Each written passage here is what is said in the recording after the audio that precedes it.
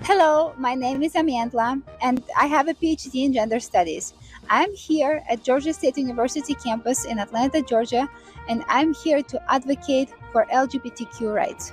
I'm going to go around this campus asking male students if they would be willing to donate one of their testicles to benefit trans men.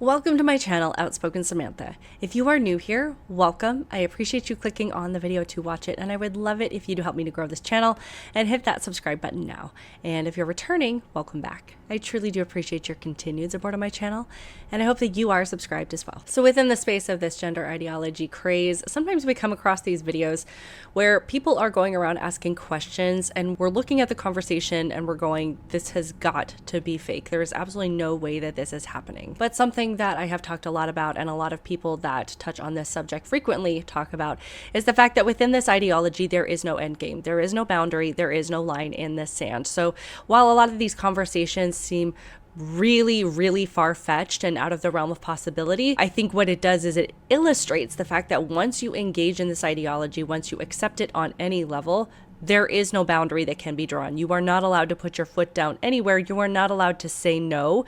You are not allowed to deny these people anything. Otherwise, you end up back in the space where, those of us who recognize the dangers of this ideology live, which is the space that says we don't entertain delusion. We love these people for who they are. We love them as human beings. If you are Christian, you love them as a child of God.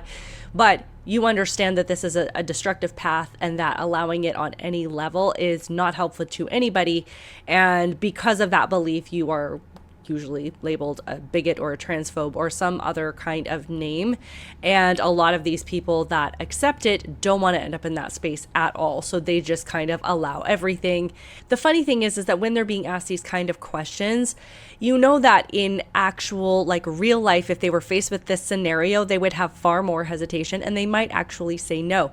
But they base their answers on, at least in my opinion and what I can see, I think they base their answers on the knowledge that they are not actually going to have to do the thing that they are being asked, or they are not actually going to have to participate in this way. So it's probably the worst form of virtue signaling by saying, yes, I agree with this. Yes, I would do this, knowing in the back of their brain that they are not actually going to have to see this play out or actually engage in the way that they are being asked. But without further ado, let's get into one of these crazy conversations where this individual here is going around asking men on college campuses if they would be willing to donate one of their testicles for the cause of a person who believes that they're a man, a woman who believes they're a man wanting to transition to being a male. But let's just remember, we need to eliminate the question based on this actually being, life-saving. Would I donate this if this would actually save this person's life because they're facing some kind of terminal illness? That's not what we're talking about here. So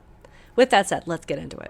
Would you donate one of your testicles to benefit trans men? And would you donate one of your testicles to benefit trans men and help fight toxic masculinity? I'd have to know more about the medical implications of me having a procedure to get rid of my testicles, but I'm not against the idea entirely. Would you be willing to donate one of your testicles to benefit trans men and help fight toxic masculinity? Sure, why not? And are you willing to donate one of your testicles to benefit trans men and help them fully transition medically? Yeah. I mean, I'm a trans woman, so yeah. Oh, okay. How about you? Yeah, I suppose, in theory, yeah. I mean, practically, I'm not really sure. So I find it interesting that the first guy was like, well, I would need to understand the medical implications of it, which I think is more of a courtesy granted to him than most of these young kids and teenagers are given when they are pushed down this path.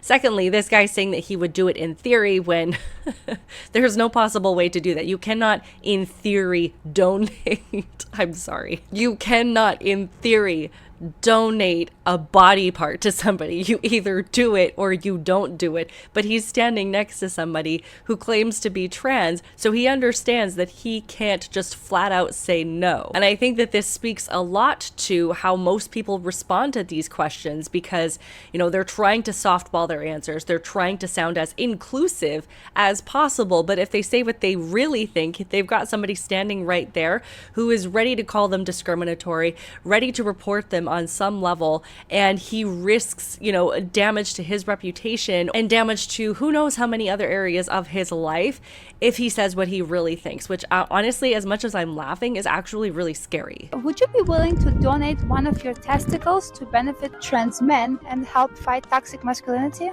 It's just like right now, would I go? Would you consider that? Yeah, I'd consider it. Okay. Another safe answer is, yeah, sure, I consider it. I mean, which kind of puts you in the space of being like safely inclusive, not being outright unwilling to donate an organ for the trans cause. But again, not having to actually follow through with it, because at the end of the day, these guys know that this is not something that is going to be asked of them or required. So it is perfectly safe to virtue signal or to say, of course I would do that, with knowing that you are never going to have to make that decision. And most of the people that push this stuff can say the same thing. They have never had to have their body injected with hormones. They didn't have their puberty stopped. They didn't have, you know, people pushing tons of books in their faces about being able to pick their gender. They grew up perfectly fine in this space, you know, on the spectrum of masculinity and femininity that they were comfortable in without anybody trying to convince them that they, you know, were confused about their gender. So it's really easy for them to push this ideology on other people when their body has been formed in a healthy way, that they have had the opportunity to grow into an adult in the sex that they were born as and still be able to live on that spectrum of masculinity and femininity where they are comfortable. Now, this conversation that I came across is actually a little bit more serious, because in this conversation, in so many of these conversations that we have about gender ideology, particularly when it comes to kids, is that people insist that there aren't minors being transitioned, or at least not medically transitioned. And we know that that is not true. But it's interesting when they say minors are not being transitioned.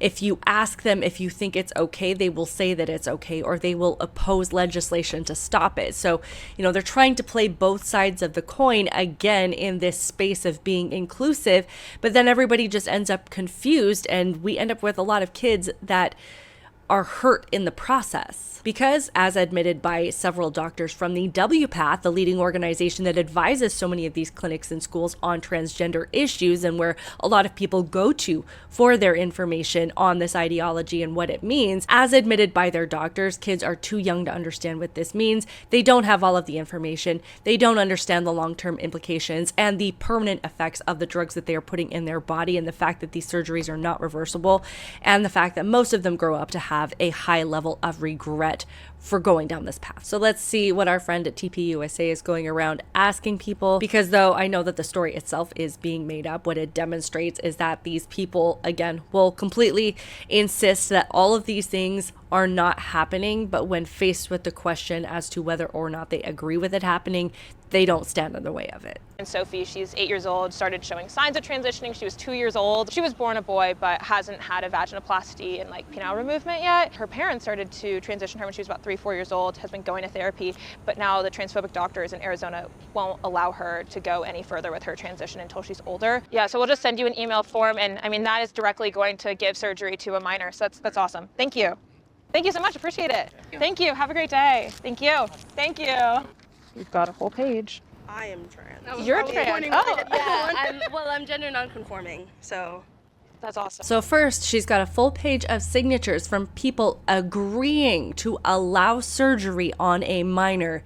And I can't say this enough, how many people insist that this is not happening, yet when they're faced with the decision, they will absolutely say sure. And then we have this person here again playing the easy way out, saying they are trans, they are gender non-conforming. And if you look at the definition of this gender non-conforming thing, that would be all of us, because anybody that has any kind of variation from the very, very extreme stereotypical masculine or feminine interests would be considered gender non-conforming. But it's an easy way to align yourself with this community and to advocate for this community without ever having to make any kind of permanent commitment to it. But they are absolutely willing to put this 8-year-old child on the chopping block for it. Anyway, as you can see, all of it is just completely crazy, and it just blows my mind what people have been convinced to believe and to accept. And not only that, not have to think about who it is that they're impacting. And I don't know if they think that they're actually doing these kids any favors, or if they actually believe that they are creating an inclusive and beautiful world for these kids to grow up in. But my opinion, or my belief is, and what I think is more supported by evidence, is the fact that these kids are growing up in the reality that is being created for them. And that reality is destructive. It is dangerous. It is taking away their innocence, and it is creating a situation that I don't know how we're going to fix in the future for so many of these children. But again, it's really easy to sign your name to a piece of paper when it's not you that's at risk. Anyway, let me know all of your thoughts on this in the comments below. I appreciate you being here. Please like this video. It really does help me. Please make sure that you are subscribed, and invite friends and family who you think might enjoy this channel to subscribe as well. I am trying to get to 10,000 subscribers at some point in the near future. Keep it real, guys, and I will see you in the next one. Bye.